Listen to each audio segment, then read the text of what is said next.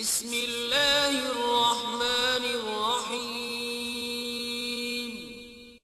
شروع اللہ کے نام سے جو بڑا مہربان نہایت رحم والا ہے۔ السلام علیکم ورحمۃ اللہ وبرکاتہ۔ الحمد للہ علی واحد القہار، والصلاة والسلام علی سید الابرار، اما بعد، اعوذ باللہ من الشیطان الرجیم، بسم اللہ الرحمن الرحیم۔ یا ایہا الذین آمنوا ان جاءکم فاسق بنبأ فتبینوا ان تصیبوا قوما بجہالۃ فتصبحوا علی ما فعلتم نادمین۔ حضرات و سامعین، آج کے ہمارے درس کا موضوع ہے ضعیف روایات جو ہے ان کی اقسام اور ان کی وضاحت، جس کو خبر مردود کے نام سے بھی جانا جاتا ہے۔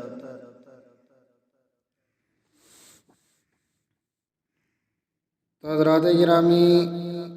سب سے پہلے یہ بات یاد رکھیں کہ حدیث جو ہے اس کے کوئی بھی حدیث ہے اس کے ضعیف ہونے کے ویسے تو بہت سے اسباب ہیں، لیکن وہ سب کے سب اسباب جو ہیں وہ دو بڑے بنیادی اسباب پر جو ہے موقوف ہیں۔ ان میں سے ایک تو ہے کہ سند جو ہے، سند کے اندر جو ہے وہ سکوت ہے، یعنی سند کے اندر سے کوئی راوی کا جو ہے وہ گر جانا، اس حوالے سے۔ اور دوسرا ہے کہ راوی جو ہے وہ تو سند سے نہیں گرا، لیکن وہ راوی جو اس حدیث کو بیان کر رہا ہے اس پہ محدثین نے جرح کی ہے۔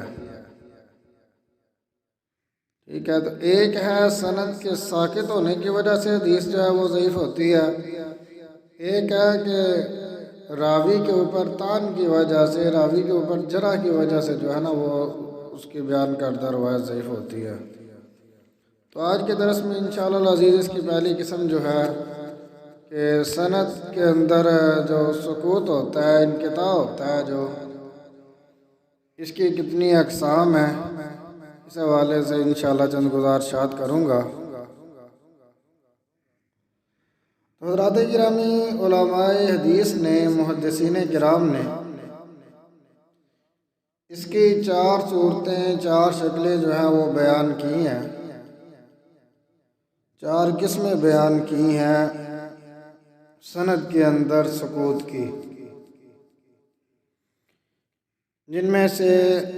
ایک معلق ہے، اسی طرح مرسل ہے اور معضل ہے، اور پھر اسی طرح منقطع۔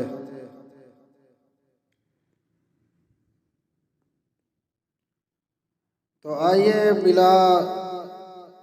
تمہید جو ہے اپنے موضوع کی طرف آتے ہیں۔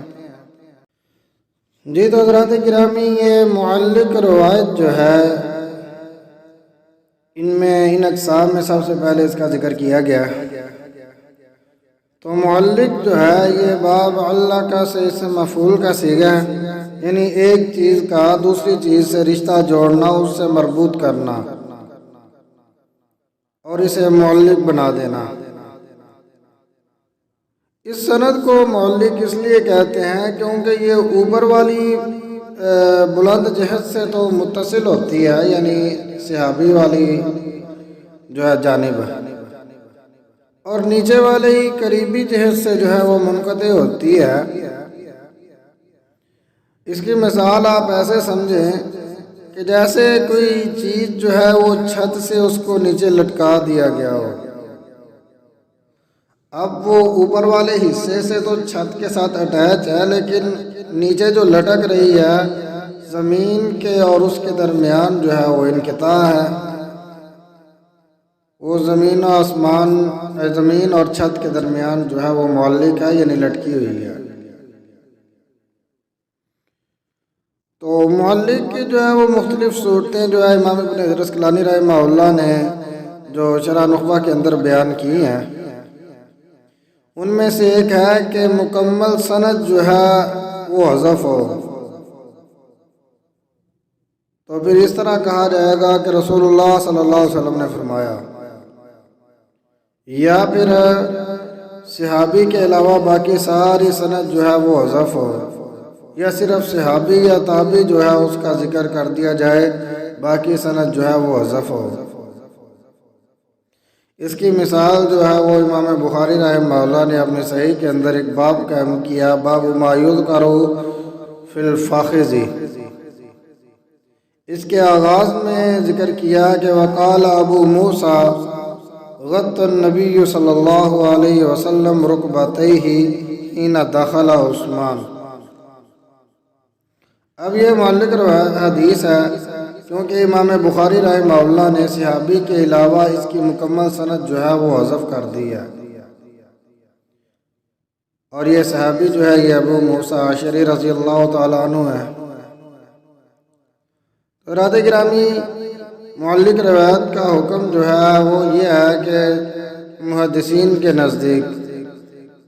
وہ یہ ہے کہ یہ معلق روایت جو ہے یہ ضعیف ہے، قابل اعتبار نہیں، کیونکہ اس کے اندر جو راوی محذوف ہیں جن کو حذف کیا گیا ان کا پتہ ہی نہیں کہ وہ کون ہے کون نہیں. لیکن یہاں یہ بات یاد رکھیں کہ جب کوئی اس طرح کی معلق روایت جو ہے وہ صحیحین میں آئے گی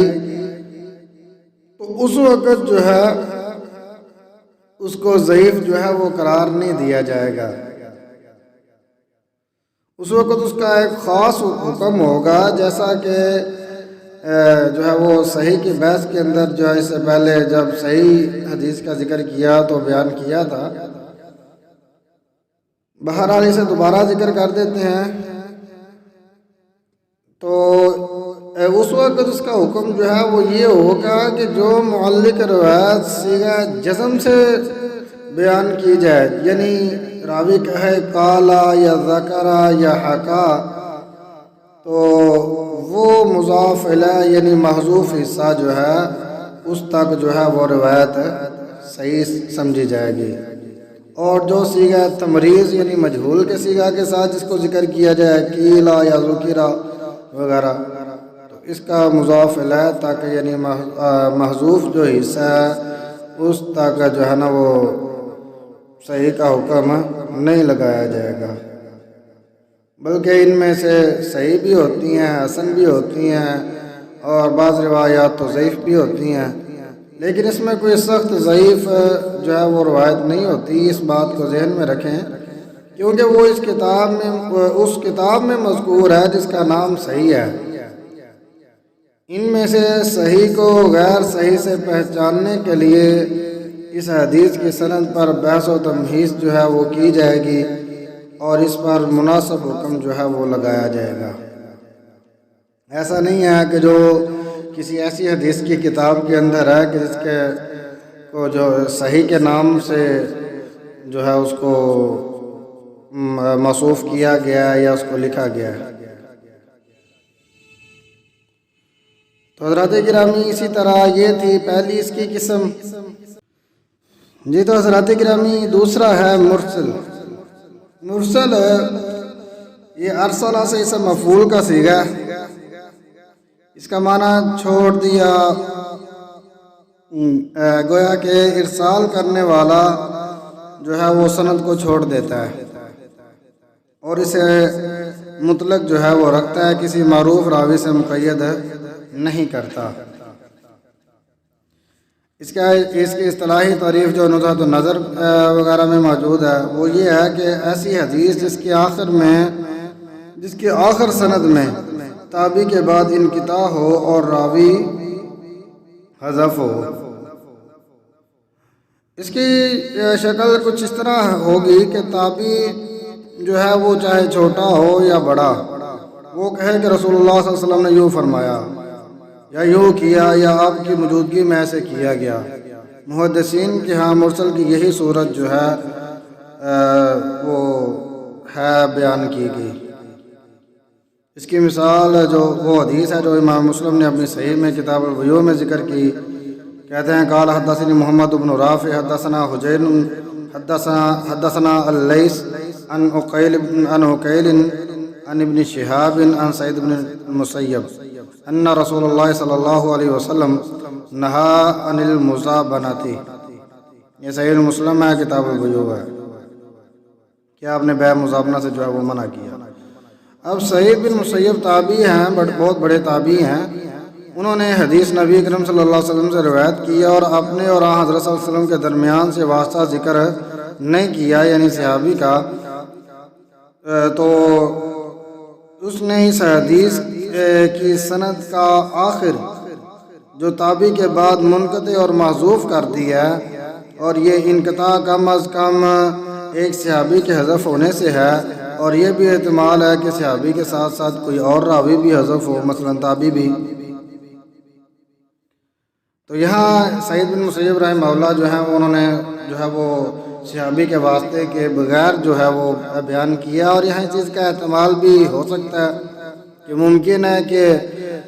نبی علیہ الصلوۃ والسلام اور جناب سعید بن مسیب کے درمیان صحابی کے علاوہ کسی اور تابعی کا بھی واسطہ ہو، کہ یہ کسی تابعی سے بیان کریں اور وہ تابعی جو ہے وہ پھر آگے کسی صحابی سے بیان کرے وہ رسول اللہ صلی اللہ علیہ وسلم۔ تو حضرات گرامی، فقہا اور اصولیوں کے نزدیک جو ہے وہ مرسل کا کیا مقام و مرتبہ ہے؟ مرسل کی جو صورت میں نے ذکر کی ہے وہ محدثین کے نزدیک تھی، باقی فقہا اور اصولیوں کے نزدیک مرسل کا مفہوم جو ہے وہ ذرا اس سے عام ہے۔ ان کے نزدیک ہر منقطع روایت جو ہے وہ مرسل ہے، اس میں انقطاع جس طریقے سے بھی ہو، خاص شروع میں ہو آخر میں ہو، جہاں بھی جس جگہ بھی وہ کہتے ہیں کہ وہ مرسل ہی روایت۔ تو حضرات گرامی، مرسل جو ہے روایت یہ اصل کے اندر یہ ضعیف ہے اور غیر مقبول ہے، کیونکہ اس میں مقبول کی شرطوں میں سے ایک شرط جو ہے وہ ہے ہی نہیں کہ اتصال سند، اور محذوف راوی کی حالت بھی مجہول ہوتی ہے۔ احتمال ہوتا ہے کہ یہ محذوف راوی جو ہے یہ صحابی کے علاوہ کوئی اور ہو۔ صحابی کے بارے میں تو اگر صحابی ہو تو پھر تو اس پہ تو جرح ہو ہی نہیں سکتی، پھر تو بات کو تسلیم کیا جا سکتا ہے، لیکن یہ بھی تو احتمال ہے کہ ممکن ہے کہ وہ صحابی کے علاوہ کوئی اور راوی بھی ہو، اور اس کی حالت میں احتمال ہے کہ وہ راوی جو ہے وہ صحیح ہے یا ضعیف ہے، یا ممکن ہے کہ وہ ضعیف بھی ہو۔ لیکن علماء محدثین اور دوسرے علماء نے مرسل کا حکم اور اس سے حجت پکڑنے میں جو ہے وہ اختلاف کیا ہے، کیونکہ انقطاع کی یہ قسم سند میں کسی بھی دوسرے انقطاع سے مختلف ہوتی ہے، کیونکہ اس سے بسا اوقات ہونے والا راوی عموماً صحابی ہوتا ہے، اور تمام صحابہ جو ہیں وہ عادل ہیں۔ اس کی عدم معرفت جو ہے وہ مضر نہیں ہوتی، ٹھیک ہے۔ مجموعی اور اجمالی طور پر مرسل کے متعلق علماء محدثین جو ہیں یا علماء کرام جو ہیں ان کے 3 اقوال ہیں۔ سب سے پہلا جو طبقہ ہے وہ کہتا ہے جی یہ ضعیف اور مردود ہے، یہ جمہور محدثین اور بہت سے اصولیوں اور فقہا کے نزدیک ان کا یہ کہنا ہے، اور اس کی دلیل وہ یہ دیتے ہیں کہ راوی کی حالت کا مجہول ہونا، کہ ممکن ہے اگر وہ صحابی کے علاوہ کوئی اور راوی ہے تو پھر اس کی حالت کا پتہ نہیں۔ دوسرا ہے صحیح اور قابل حجت۔ اس میں 3 ائمہ کرام ہیں، امام ابو حنیفہ، امام مالک، امام احمد رحمہ اللہ، اور علماء کی ایک جماعت کے جو ہے وہ ہے اس میں وہ ان کے نزدیک جو ہے مرسل صحیح ہے، اور اس سے حجت لی جائے گی۔ وہ کہتے ہیں کہ اس سے حجت لی جائے گی بشرطے کہ ارسال کرنے والا ثقہ ہو اور وہ ثقہ ہی سے ارسال کر رہا ہو، یہ شرط لگائی ساتھ میں۔ ان کی دلیل یہ ہے کہ ثقہ تابعی کے متعلق یقینی ہے کہ وہاں حضرت صلی اللہ علیہ وسلم کے متعلق ہے، یہ تبھی کہے گا کہ قال رسول اللہ صلی اللہ علیہ وسلم، جب وہ ثقہ راوی سے سنے گا۔ تو حضرات تیسرا گروہ اس حوالے سے جو ہے وہ یہ ہے، وہ کہتا ہے کہ مرسل کو اس وقت قبول کیا جائے گا کہ جب اس میں جو ہے نا وہ یہ شرطیں جو ہیں وہ پائی جائیں۔ اس نے مشروط کیا ہے کہ مشروط مرسل جو ہے وہ قابل قبول ہے۔ مثلا ارسال کرنے والا جو راوی ہے وہ کبار تابعین میں سے ہو، اور جب ارسال کرنے والا دوسرا یہ، اور کہ جب ارسال کرنے والا جسے ارسال کرتا ہے اس کا نام لے تو ثقہ کا نام لے، یعنی ثقہ سے بیان کرے، جو اوپر تینوں ائمہ کرام کا جو موقف تھا۔ نمبر 3 یہ کہ جب اس کی مشارکت حافظہ اور مامون راوی کریں، جب اس کی مشارکت جو ہے وہ حافظ اور مامون راوی جو ہیں وہ کریں تو اس کی مخالفت نہ کرتے ہوں، یعنی جو اوسط درجے کے راوی ہیں وہ اس کی مخالفت نہ کرتے ہوں، ایسا نہ ہو کہ ان کی روایت اس کی روایت کے خلاف ہو۔ ایسے ہی ان 3 شروط کے ساتھ درجہ ذیل صفات میں سے ایک صفت بھی ملی ہو، مثلا کہ وہ حدیث ایک اور مسند طریق سے جو ہے وہ مروی ہونی چاہیے، اور وہ حدیث جو ہے وہ ایک اور مرسل طریق سے جو ہے وہ مروی ہو، لیکن اسے مرسل وہ بیان کرے جنہوں نے پہلی مرسل حدیث کے رجال کے علاوہ دوسرے راویوں سے حصول علم جو ہے وہ کیا ہو، یہ شرط لگائی۔ اسی طرح کہتے ہیں کہ اس میں ایک صفت یہ ہو کہ وہ حدیث صحابی کے قول کے موافق ہو، مخالف نہ ہو، اور اس کے موافق اور مقتضی پر اکثر اہل علم نے فتویٰ جو ہے وہ دیا ہو، اور اس کے موافق جو ہے وہ اہل علم نے عمل جو ہے وہ کیا ہو۔ یہ رسالہ شافی ہے، اس کے اندر امام شافی رحمہ اللہ نے جو ہے وہ یہ شرائط جو ہے وہ لگائی ہیں۔ کہتے ہیں جب یہ شرائط ثابت اور محقق ہو جائیں، یعنی ثابت ہو جائیں، تو مرسل حدیث کے مخرج و ماخذ اور اصل کی صحت واضح ہو جاتی ہے، اور جو اس کے لیے معتمد اور معاون ہو اور معلوم ہوتا ہے کہ دونوں جو ہے وہ صحیح ثابت ہے۔ اگر ان دونوں کے معارض کوئی صحیح حدیث ایک سند سے آ جائے اور ان میں جمع بھی جو ہے وہ متعذر ہو، تو ہم ان حدیث کو ترجیح دیں گے، کیونکہ ان کے طریق و اسناد جو ہیں وہ زیادہ ہیں۔ اب کہتے ہیں جی صحابی کی مرسل۔ صحابی کی مرسل سے مراد وہ روایت جس میں صحابی رسول اللہ صلی اللہ علیہ وسلم کے ایسے قول یا فعل کی خبر دے جسے اس نے نہ تو سنا ہو اور نہ ہی اس کا مشاہدہ کیا ہو، یا تو اسے اپنے صغر سنی یعنی چھوٹی عمر کی وجہ سے، یا پھر متاخر اسلام ہونے کی وجہ سے، یا پھر غائب رہنے کی وجہ سے، یعنی کسی بھی ایک وجہ سے جو ہے نا وہ اس نے نبی علیہ الصلوۃ والسلام سے نہ اس بات کو سنا ہو نہ مشاہدہ کیا ہو کہ آپ کو اس عمل کا۔ تو اس قسم کی بہت سی احادیث جو ہیں وہ صحابہ اکرام سے مروی ہیں، جیسے عبداللہ بن عباس کی، عبداللہ بن زبیر رضی اللہ عنہما کی، ٹھیک ہے، اور اس کے علاوہ دیگر جو صحابہ اکرام کی۔ تو ابھی ان صحابہ اکرام کی مرسل کا جو ہے وہ کیا حکم ہے، اس کے متعلق جمہور علماء کا قطعی اور مشہور اور صحیح مذہب جو ہے وہ یہی ہے کہ صحابی کی مرسل جو ہے وہ صحیح ہے، اور اس سے حجت پکڑی جائے گی، کیونکہ صحابی کا تابعین سے روایت کرنا یہ بہت کم ہے اور نادر ہے، اور جب وہ تابعین سے روایت کرتے ہیں تو اسے واضح کرتے ہیں کہ یہ روایت میں نے تابعی سے جو ہے وہ سنی ہے۔ تو حضرات گرامی اس حوالے سے جو ہے وہ اگر مشہور تصانیف کی بات کی جائے مرسل کے حوالے سے، تو یہ اب امام ابو داؤد کی مراسیل اور امام ابن ابی حاتم کی مراسیل جو ہے وہ قابل ذکر ہیں، اور اسی طرح امام علائی رحمہ اللہ کی تصنیف جامع التحصیل احکام المراسیل جو ہے وہ قابل ذکر ہے۔ تو اسی طرح ایک تھی یہ ضعیف کی روایت کی یا مردود خبر کی جو اقسام میں سے ایک تو تھی یہ مرسل۔